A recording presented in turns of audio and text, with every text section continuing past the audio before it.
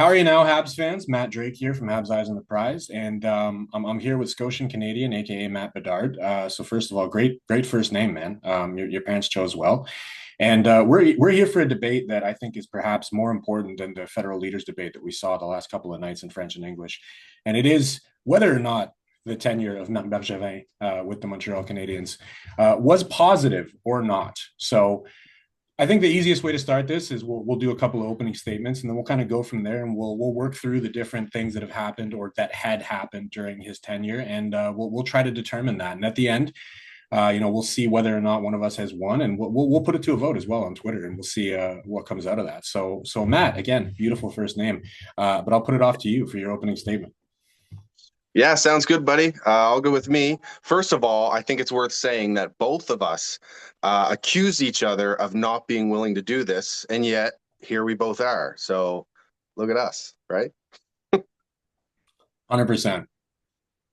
Yeah, so I guess all this started with my tweet yesterday. It was suggesting Ken Hughes's rebuild would not be where it is today without the work of Marc Bergevin, and I truly believe that. I think it would have taken not just way longer, but significantly longer. I think it would have taken you know, 5 years or so that I personally think uh, is when the rebuild started. So like Kent Hughes's initial 3 years, also about the 4 to 5 years of the end of Marc Bergevin's tenure when he was stocking assets in the background while also still trying to compete with those final years that Price and Weber had in the tank. So didn't sell the future to compete with them. Um, and in the end, I would say he deserved to be fired and move on, get a new perspective into the front office. But yeah, I think Kent Hughes inherited a lot from the Marc Bergevin era, not only just assets, but good locker room, uh, lots of lots of picks and whatnot, and good young players with a competitive professional attitude. So that's kind of my stance on it anyway. Fair enough. And for my opening statement, I will reiterate what I've always said about Marc Bergevin is that his tenure has and will always be marred by the fact that he wasted the prime years of Carey Price, one of the greatest goaltenders that we've ever seen come through this organization. He never gave him what he needed to win. That was a player that, with him there, they should have been able to win at least one cup. I think he prioritized toughness and being difficult to play against over what the team actually needed, which was to address the center depth and to give Carey Price the run support that he needed to win a championship. I think he failed in that. And I think that the pieces that are left as holdovers that have come over into the Kent Hughes era, I think a lot of that is more happenstance than it is forward thinking or forward vision coming from him. That is to say that yes, there are good moves that he made. He did leave this team with some pieces that are absolutely part of the core and of the future of this team. But the overall tenure, the overall body of work is not worthy of praise at this point. Okay, fair enough. But I would have to disagree. Over his tenure from start to finish, I would say that he built teams that they didn't reach the ultimate prize.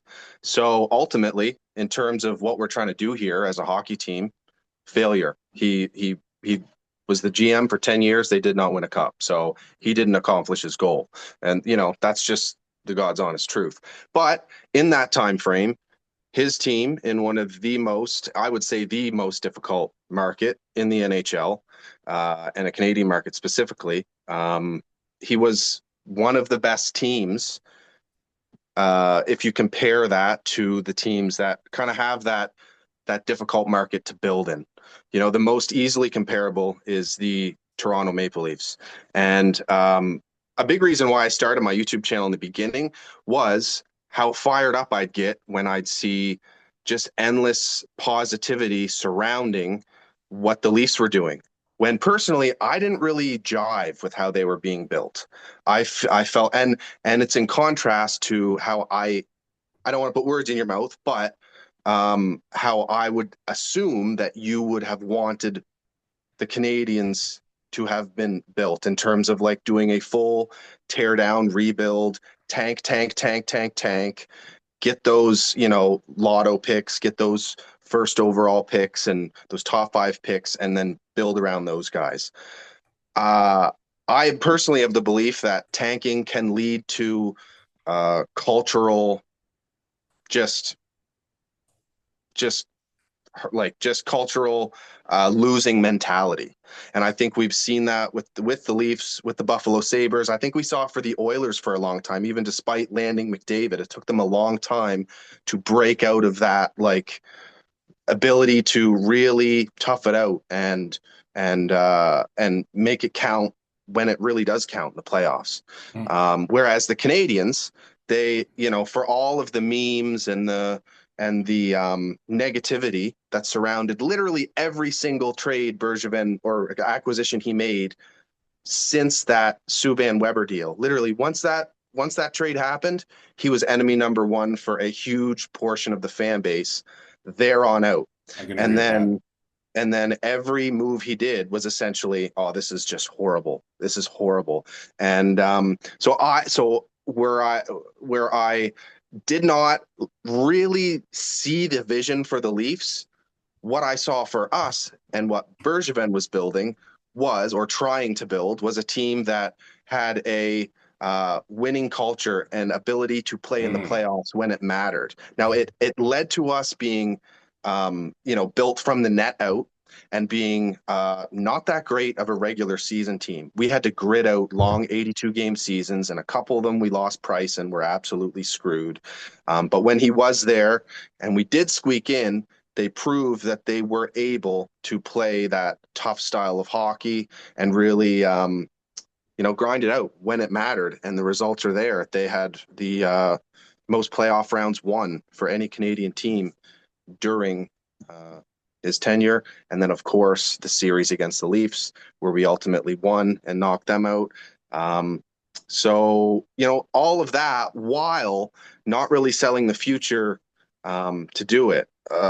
In contrast, actually, partially building our future while doing that as well by acquiring Suzuki, getting the assets to draft Caulfield, Gooley, etc. A little cherry on top with Monty and Jack Guy before Bergevin left.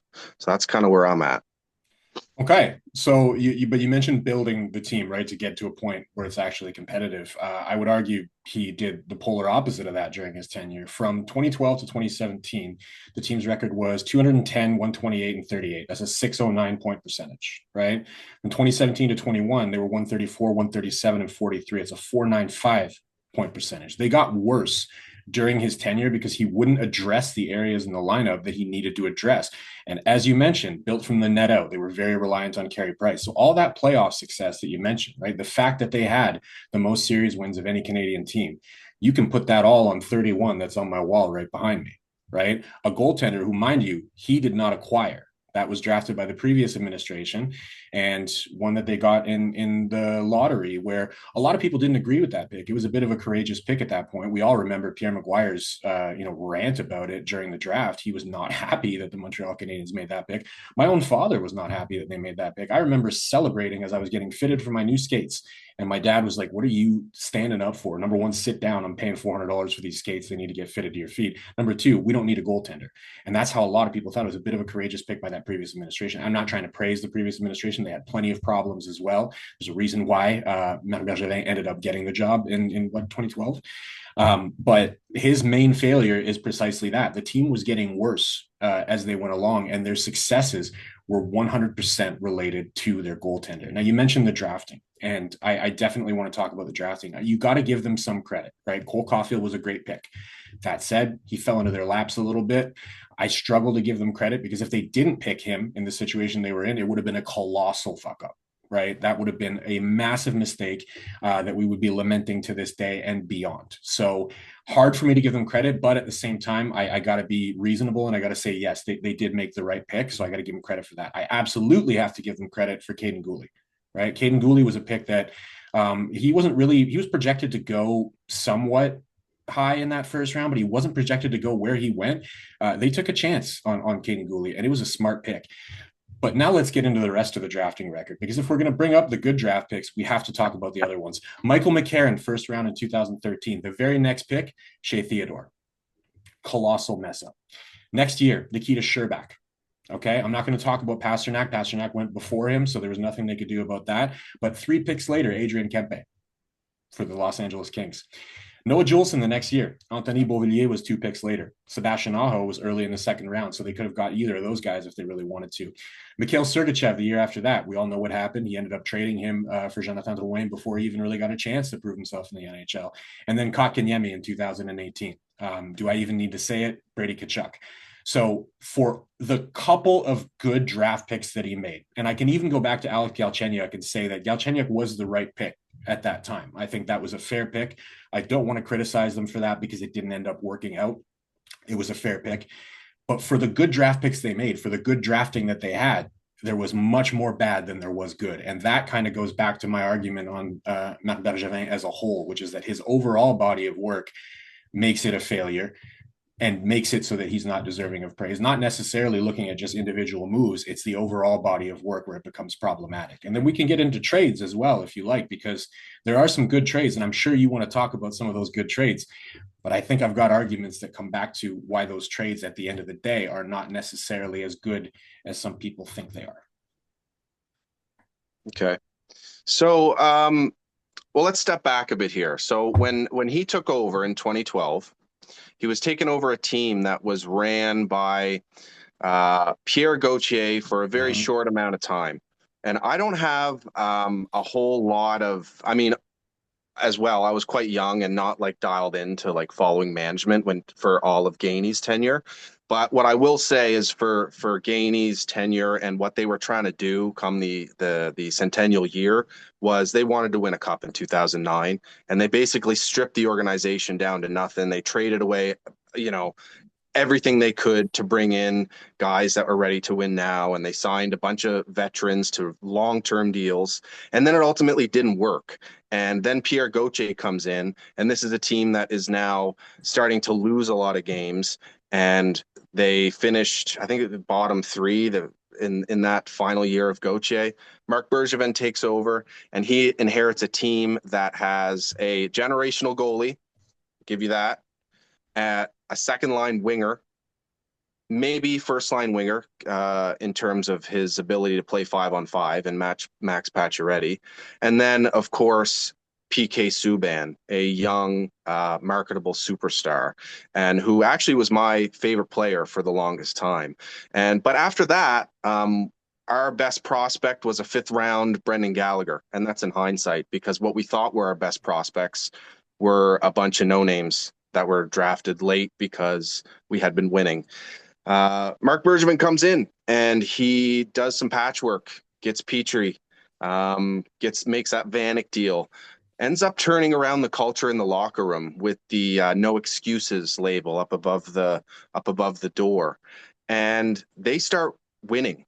And I don't, we can't sit here and say for certain what the directive was from Jeff Molson, but it seems to be that it was that he wanted to compete as an original 6 team again as quick as possible.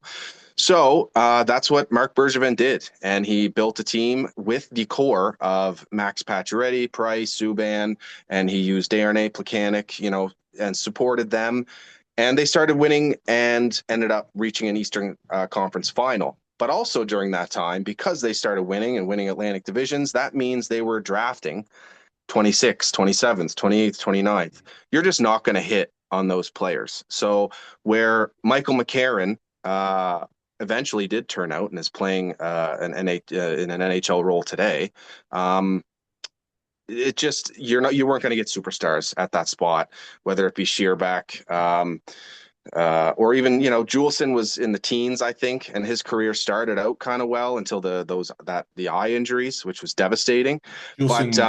Juleson was in the 20s too. He was was he? Yeah. Yeah, so 25. I don't remember exactly the pick, but it was 20s. Yeah, I appreciate that. So you're not gonna hit on those unless you get super Lucky, or you got geniuses in the or in your scouting, and maybe we didn't, because the Bruins did hit on Pasternak and, like you were saying, Shea Theodore. Those are some nice picks late in the first round. But then it was time to move on from that core that wasn't working, and a locker room that was starting to sour under the leadership of none other than PK Subban. Picking on players in the locker room. Your youngest guy that's coming in and starting to start an NHL career is getting picked on by the guy who's supposed to be his teammate. And it didn't really look like just competitive fun either, walking up behind someone and knocking the helmet off their head. And Gallagher clearly took some sort of personal offense to it. They don't seem to be friendly these days. And it was time to move on. And I don't think Bergevin wanted to risk his locker room going to crap again.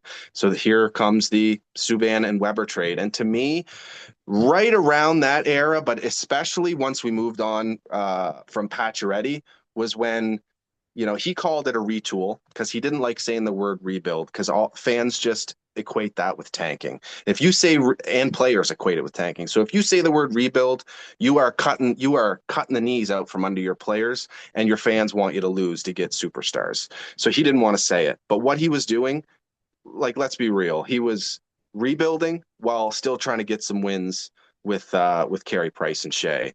And I do think that the Shea Weber deal ended up being a catalyst into building a locker room that can develop players properly. And I think the cup run that came out of that was very beneficial for players like Nick Suzuki, Cole Caulfield, and even Caden Gooley to see as a black ace, see these veterans in the locker room. And he brought in guys like Toffoli and Perry to support these guys. I think that was very beneficial for our extremely young players to see at that time. And after that, what I will say is, you make the cup final, and then you think you're gonna have Carey Price play for another year, and Bergevin made some just ridiculous mistakes in his final off season by the Hoffman deal. That was just brutal. If I can admit some things I did not like from Marc Bergevin right from the get-go all along the way. Carl Alsner didn't like that, didn't like the Markov treatment. Of course, Mike Hoffman just mentioned that. I didn't like David Savard initially either. So, I get labeled a fanboy of Marc Bergevin, and, it comes with the territory, and I play it up a bit. But I do my best to look at things as objectively as I can. And I do think the good for Marc Bergevin's tenure far outweighs the bad. And he set up Kent Hughes very well, in contrast to what he inherited. And there was no effort by Gainey nor Gauthier to set up the future general manager. Well, if we're going back to Gainey Gauthier, I think we could march lockstep on that there was a lot of mistakes in that management, and I won't even get into those because we'd be here for hours. But let's go back to that Subban trade, right? When that trade happened, I was one of the ones that immediately came down on Bergevin like a ton of bricks, right? I hated it. He was one of my favorite players. In retrospect, I will say I don't think that deal was nearly as bad as I thought it was. That being said, I don't think that was a win for either team. I think people try to look at it as a win now for Marc Bergevin, and it really wasn't. Both teams made a cup final. Both teams lost their cup final. And both teams got very mediocre returns, if anything, for the player when they ultimately ended up trading them. The Habs traded Weber's contract for Evgeny Dadonov. And what did the Predators get? A bag of pucks and a washing machine for PK Subban. So I don't think anybody really won that. If one of those teams won the cup with one of those players on the roster, then you could call it a win. I think Bergevin went into a situation with a contract that he regretted. And I think that when we look at that deal, we also have to look at the genesis of how PK Subban got that contract in the first place. He never should have been bridged. He should have been signed to a long-term contract immediately coming out of his ELC, because what happened was Bergevin insisted on the bridge. PK Subban won the Norris during that bridge, and then all of a sudden you get the inflated $9 million contract that he never wanted to have. And then he feels like, okay, I have to trade that. As you mentioned, there was some allegations of potential, issues culture-wise in the locker room.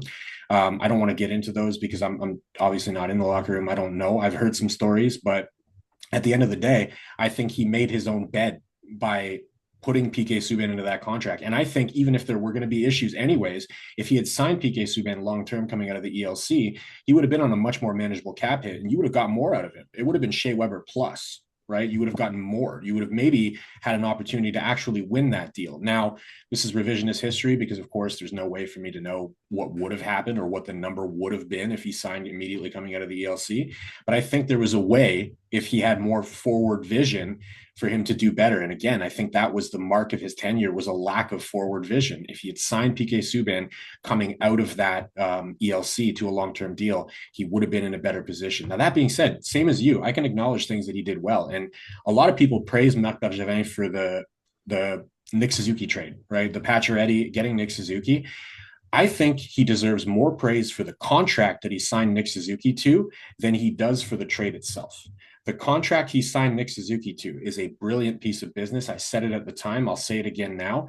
And it has absolutely helped Kent Hughes. And I think he should get more credit for that than he does for the trade, because we all know the trade that got Nick Suzuki, his initial ask was Cody Glass. And then the genesis of that has changed a little bit to where apparently he said, okay, you've got 3 first-round prospects. I'll take any one of the 3. I'm sorry, but I struggle to give you credit. If you point at 3 prospects and say, you've got 3, I'll take one of those 3, plus Thomas Tatar and a pick, and they choose the wrong one, that's their error more than it is your success. So again, the trade, I'm willing to give him the trade as a positive at the very least, because let's face it, he was in a bad situation with Max Pacioretty. Most GMs probably end up losing that trade, and he had to move him. And you also have to look at, why did he have to move him? He had to move him because, of course, he knew that he was in a situation where he needed to try and improve the team by moving off his wingers.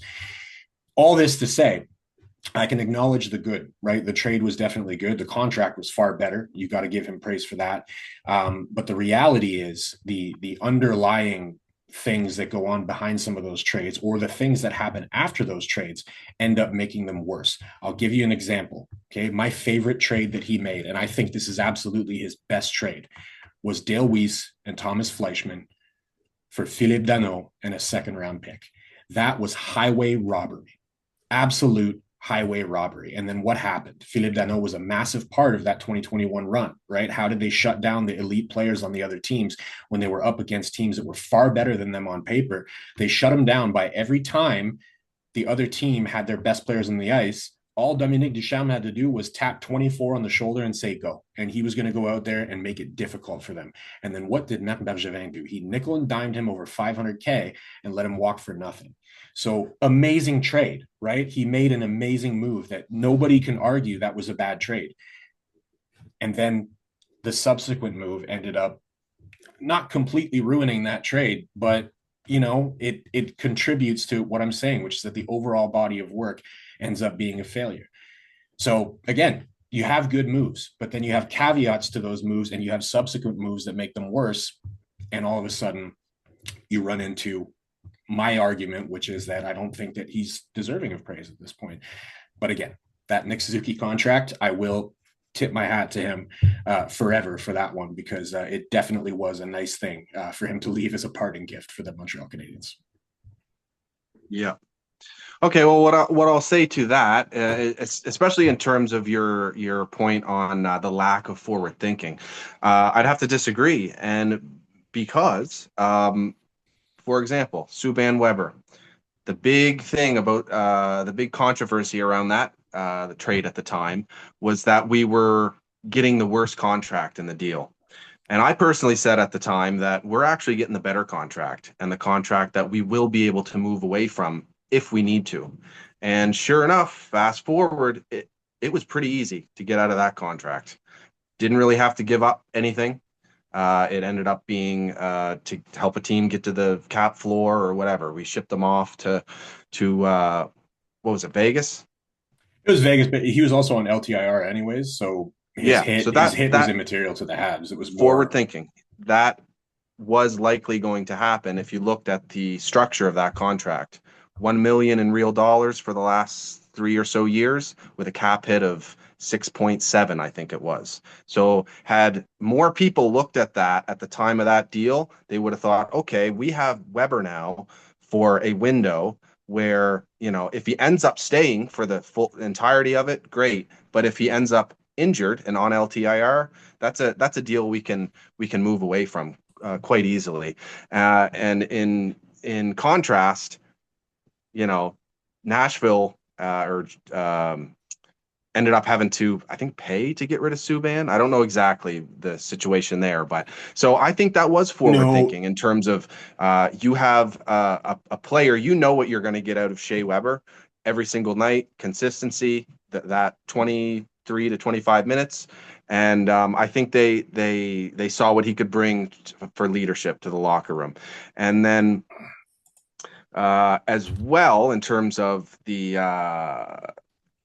forward thinking, I think it goes back to what he was trying to build in the background while not trading the future to do so. They stockpiled an insane amount of picks. It wasn't just by happenstance or by fluke. He was building for the future, and he was continuously trying to increase the value of his assets. He took over with nothing, and he slowly was trying to build something that had value. And he left behind not only those picks, but a bunch of players on deals that where we may have not needed them anymore, but they still were good players that held value. And I'd agree on the Danault thing. That was a fantastic trade from the moment he made it. And Marc Bergevin takes a lot of crap for his, inability to develop players through his tenure. And Danault, along with Gallagher, along with Lehkonen, were huge successes in terms of development by the Montreal Canadiens in that time frame. So he saw something in Danault, and it worked out for them. That defensive aspect of his game was very crucial to the Habs' success because of how they were built, goalie out, and just relying on a sound defensive game from their forwards, not just their defensemen, to have success. So I definitely think there he had forward thinking vision for the team, or else he would have just okay. traded away firsts every deadline or traded away Hmm. whatever. You think back to that year we had Radulov, and we were going into the playoffs kind of on a low. We had we had an insane record to start that year, and ended up.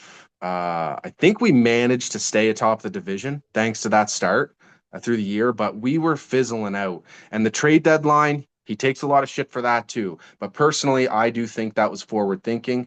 Whereas he could have bought a bunch of rentals for that team, but I don't think he thought that team was really going to make a push to the end. I don't think he thought that team was capable um, enough to get to the end. So instead of selling the future, he went safe, brought in some grit and some depth, albeit Mhm. even what he did bring in was not good. Um, Yeah, but Andreas Martinson, Dwight King, yeah, yeah, but it would have been much worse had he sold the future, and we probably still would have not done well. And then we don't have Ryan Paling to eventually use in a package to get Mike Matheson, along with Jeff Petrie, who Bergevin stole from Edmonton in a nasty trade as well. So I think the asset management for him was on point.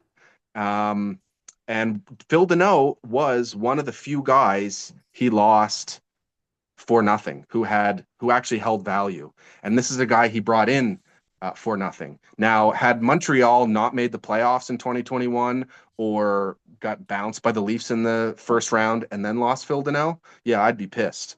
But the deal that brought Phil Deneau in was a huge piece as to why we were able to make that cup run. So, I always go back to the Leafs. I think they've just done a horrendous job building their team. And the results show it. But you look through the years at the amount of rentals they've bought, the free agents they've brought in, and so they've shot out a bunch of assets to buy rentals. And then when guys like JVR and Bozak and, pick any incredible free agent, they've Hyman, they've lost after literally accomplishing nothing. It'd be one thing if they actually got to a final or won a cup, but they've done nothing and then still lost those guys. So, we may have lost Phil for nothing, but got us to the cup final. So I see what you're saying, right? At the end of the day, he did help them accomplish something. But I want to go back to one thing that you mentioned about him forward thinking and him not selling the future. Do you remember the Andrew Shaw trade? Do you remember what picks we gave up for Andrew Shaw? not specifically, but good point. I do recall that. We gave up 2 second-round picks because we had 2 second-round picks that year. We could have, with those 2 second-round picks, picked up Alex DeBrincat and Samuel Girard, who Trevor Timmons confirmed were both targets for them in the second round. Marc Bergevin cut his legs out from under him by trading those picks, and we got Andrew Shaw out of the deal, who was never really going to help him. Again, it goes back to what I said earlier. It was about he wanted the team to be tough. He wanted the team to be difficult to play against. And Andrew Shaw happened to be a guy who came from Chicago, where guess what? Marc Bergevin had a hand in bringing him into Chicago in the first place. He had apparently an obsession with trying to acquire Patrick Sharp as well, who in his prime absolutely would have been a great get. But the thing was, he had this vision of a team where he would absolutely sell the future for those kinds of players. And in that instance, he did, because the team had data, the team had drafting, the team had scouting. The team knew that they wanted both of those players. And can you imagine how much better those Montreal Canadiens would have looked if they would have picked up Alex DeBrincat and they would have picked up Samuel Girard? Now, at the end of the day, a couple of years later, you have Cole Caulfield. Do you want to have two very small scorers like that on your roster? Probably not. I think when you're building a playoff team, there is something to be said for having a little bit, at least, of size on your playoff team. You don't want to go into the playoffs with a bunch of 5'7" players. But the point being, if they had Alex DeBrincat, if they had kept those picks instead of going out and getting Andrew Shaw, they could have been in a far, far better position. Alex DeBrincat scored 40 goals in his rookie season, or was it his sophomore year for the Blackhawks? One of the 2 years, he ended up scoring 40 goals. Even if you decide, at that point we want to part ways because we see Cole Caulfield coming up and we feel like this is going to be our guy moving forward. You could have flipped him for a lot of assets. And then in the end, they get Andrew Shaw. And then what did they do with Andrew Shaw afterwards? They traded him back to Chicago for less than Chicago got from them. Asset management, forward thinking, I think, was extremely lacking in that instance in particular and overall in his tenure. But that goes back to, because a lot of people like to give him credit for not selling the farm and flipping tons of prospects. But when you think about it, he did. Right, he had that trade for the 2 seconds that could have got them two very good players. He flipped Mikhail Sergachev before he really even got a chance to get his feet wet in the NHL. There are those trades where he did not mortgage the future. So I'll give him a smidge of credit there that he didn't go out and say, I'll give you my next 3 firsts to get somebody who can score on my team. But he did make moves where it was, it would have been better for him to stay with what he had. Right. Yeah, I mean, as for Sergachev Drouin, we all know that didn't work out in the end. But at the time, Drouin coming off a really strong playoff appearance with Tampa, Bergevin trying to address the lack of center depth for the Canadiens, at least making an attempt. That was the goal there, and ultimately it didn't work out. But I think at the time, there were a lot of people okay with that deal. And then just like the draft picks, right? It's hindsight is 2020. We may not have landed DeBrincat even if we kept those second round picks. So, as well as to add, we did not make the playoffs in I think it was 2017, 18 or 2018, whichever year it was where we had 96 points. We finished the year, I think 10-1 or 9-1. Price was healthy. The whole team was healthy. Any other year, a team with that amount of points would have made the playoffs. And that core included Andrew Shaw. Domi and Shaw had a really good chemistry on their line. And, who's to say? Maybe they would have went on a run that year had they been able to squeak in with that 96 points. Unfortunately, it didn't go that way. But again, it goes back to he wasn't building regular season teams. He was building playoff teams. And, they had to grind through regular seasons and the way they were built with the goalie out. But like we saw in 2021, when they made it, they did something with it. Even when they were faced with the adversity of all the COVID crap and the play-in round and all that stuff, they did better than teams who were clearly way better than them at the time. They shouldn't have even gotten the opportunity to play in that play-in and get a chance to play in that playoffs. They were near the bottom of the league, but for some stroke of luck, the NHL decided to do the play-in round. And then when faced with that challenge, his team of guys who knew how to, get the job done when it mattered, somehow managed to win that play-in round and make the playoffs when a cup contender, again, I go back to the Leafs, couldn't even get through the play-in round. So I think it all speaks to that culture in the room and all the memes and crap he took for the character stuff. That was legit. He brought in really good people, really good professionals, and I think you are seeing that pay dividends with the professionalism of Nick Suzuki and Cole Caulfield and Caden Gooley and onward and onward. I think the core, the last core, the core that Marc Bergevin really had his hands all over, I think put a huge impression on those few young players that he also was starting to draft and gather up at the time as well. But again, I'm glad that you brought that up. I'm glad you brought up the play-in round and then the 2020-21 playoff run, right? Magical. I was downtown for all of that. It was one of the best times of my life watching that team try to have that Cinderella run. They fell short against Tampa, but what can you do? That team was $19 million over the salary cap. It was magical. I wouldn't trade anything in the world for it. That said, they missed the playoffs in 2018-19. They missed again in 2019-20, 2020-21. That team was not good enough to be in the playoffs. Their record would not have had them in the playoffs if not for the COVID stoppage. Same thing in 2019-20 was the year of the COVID stoppage. They wouldn't have made the playoffs if you continue on that same point percentage.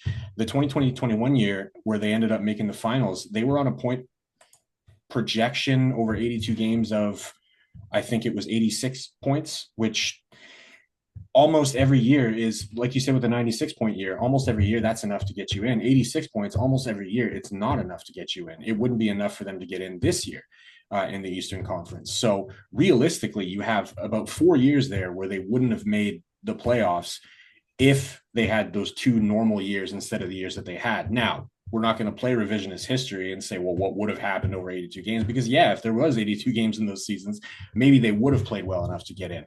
But all that still required Carey Price in order for them to win anything in those series.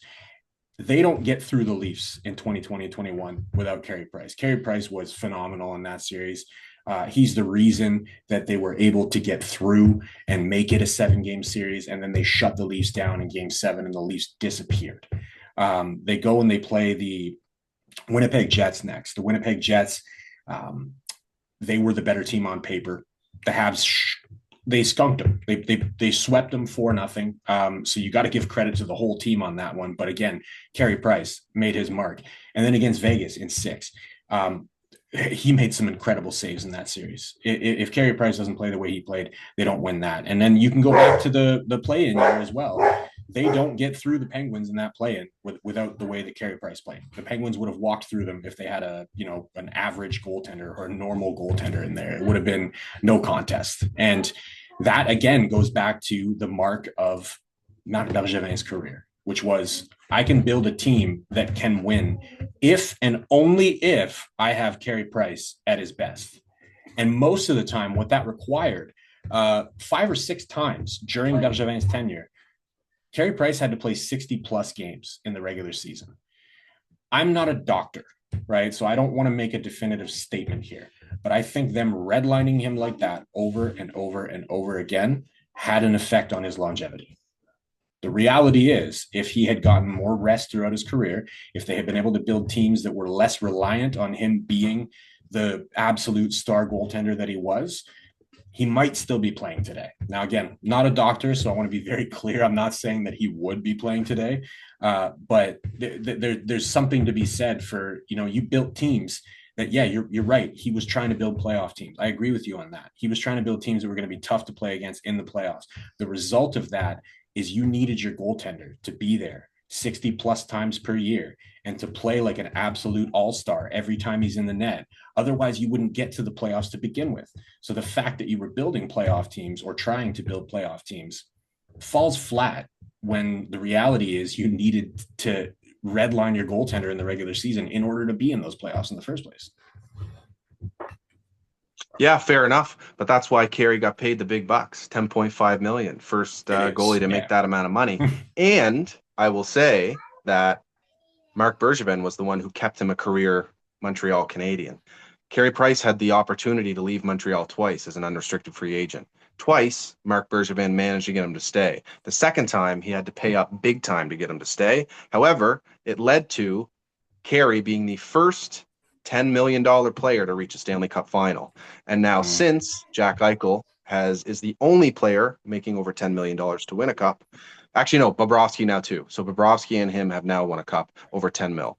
But Price was the first player over 10 to make a cup final. And that was yet another move that was heavily criticized as soon as Marc Bergevin made it, when he signed Carey Price to that $10.5 million extension. It was never going to work. You're never going to build a team to win this way. And they got very, very damn close. And I'll also say, you brought up the record from 2017 to 2021. That is the time frame that I think he was rebuilding. So he was saying it was a retool, but he was rebuilding. And there was one other thing I wanted to mention. Slipped my mind at the moment. But yeah, so he took heavy criticism for everything he did, and most things he did worked out. I would disagree hard on that most things he did worked out.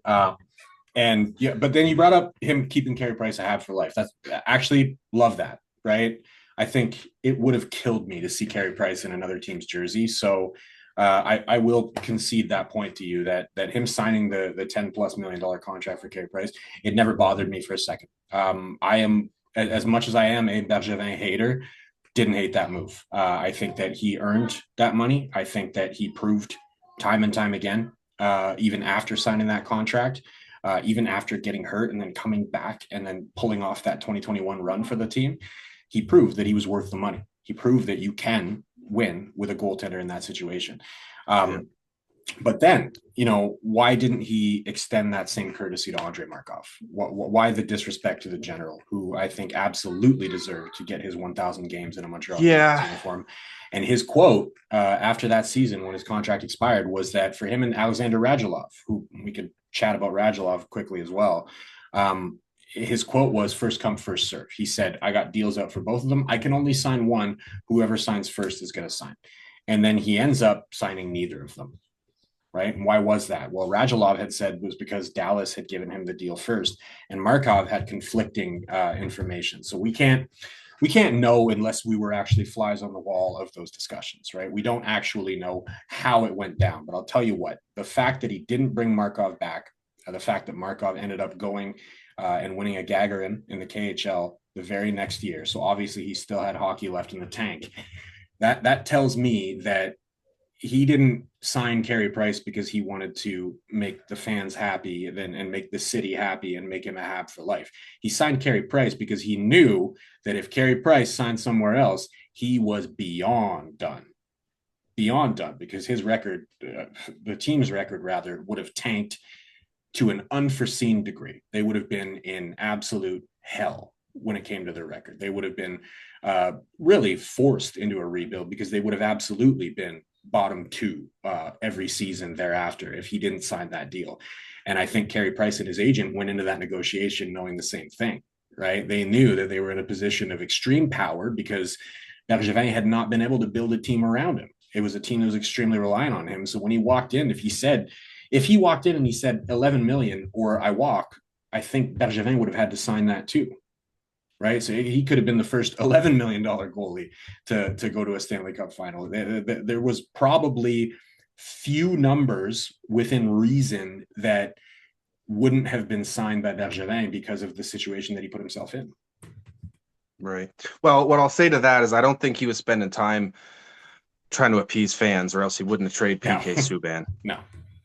So, so yeah, and I remembered what I was going to say. The Canadian division, they fully deserved to be in the playoffs that year. That, from my standpoint, because they No played doubt. under the same rules that every team played under. They were given this set of circumstances. They played what was considered a full season that year, and every other team had to play under those circumstances. And the Montreal Canadiens won enough games to make the playoffs. It's not like it was a play-in where all of a sudden they got a last dying chance to get in. They earned a spot like everyone else did who earned a spot that year. And the Tampa Bay Lightning have a cup on their record for that year. So the Habs deserve to have the cup final appearance recognized 100%. as well. That's kind of where I stand on that. Yeah, I don't disagree. My point there was more about him building the playoff teams versus regular season teams, right? He did have 2 years where, sure, you maybe built a team that was going to do okay in the playoffs thanks to Carey Price. Again, there's that caveat of Carey Price. However, if they were on a regular 82 games with that pace that they were on for points, they wouldn't have been good enough to make it. And they weren't good enough to make it the 2 years prior. So he got a bit of a break there where he could have been 4 years in a row without the playoffs, which has never happened in the history of the Montreal Canadiens, I believe. Don't quote me on that. I could be wrong. But I do believe we've never missed the playoffs more than 3 times in a row. Three. Yeah, you got it. You got it. And I mean, if that's the case, I think you're doing something right. But back to Carey. As much as we can say it was just Carey, I don't think Carey is where he was at in that playoff run without Phil Deneau, without Nick Suzuki, without the fourth line of Armia and Eric Stahl and Corey Perry, and without the punishing defense who kept the crease clear so he could see every puck. So I think we had a team that played the kind of hockey that Carey needed to win some games. And they had enough young talent on ELCs to score some goals so that it wasn't zeros in the goal column. And he had to basically get shutouts to keep us alive. So, yeah, it all goes both ways. But I've got a bunch of crying kids upstairs. Yeah, might have been running around behind me for the last little bit. So I guess we got to wrap it up. I mean, but before we call it, did you want to do Drizzy Drake, Kendrick Lamar debate or what? Because I'm definitely on Kendrick's side. I put Drizzy Drake on here like years ago before the debate. Frankly, I'm a big fan of both of them. I just happened to share a name with the Toronto rapper. Yeah, I think that the game is better off with them at their at each other's throats, because honestly, that battle last summer was it was something, wasn't it? It gave us some real hits. So I'm not too upset that Drake lost, and I will sit here and say yes, he lost. If you get what he got, Kendrick 5 Grammys out of Not Like Us, so I think you got to say he lost. And we don't know who won or lost our debate. I think we haven't really come to a conclusion. I don't think we've swayed each other whatsoever. So we will. I'll put it out, and then we'll do a vote on Twitter, and we'll see what people think. And I'm glad you had time to do it, man. It was nice talking to you. And yeah, I have a lot of respect for you doing this, man, and it was a lot of fun. I think this was a great conversation. I think both of our sides of the debate will have people who would choose winners and losers. But again, it all comes from passion. I think we have the best fan base in the league by far, and it's stuff like this that happens that proves that. 100%. And we've done nothing to disprove the terrible stereotype that Matt is always a name for a white guy with a beard. So thanks, man. Take care. Hope you have a good night. Deal with the crying kids. I'll go deal with mine that are running around. And of course, to everybody watching, à la prochaine. Go Habs, go. Playoffs.